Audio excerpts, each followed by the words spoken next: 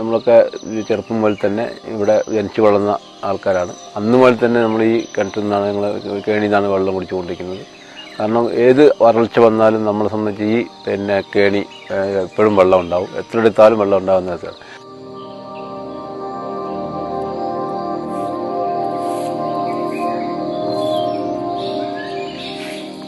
തപ്പ എന്ന് പറയുന്ന മരം എന്ന് പറഞ്ഞാൽ അതിൻ്റെ ഒരു കുറ്റിയാണ്. ആ കുറ്റിയിൽ നിന്നാണ് അത് അന്നത്തെ കാലത്ത് അത് ശാസ്ത്രീയമായിട്ട് ഉണ്ടാക്കിയിട്ടാണ് ഇത് പണിത് കഴിച്ചത്.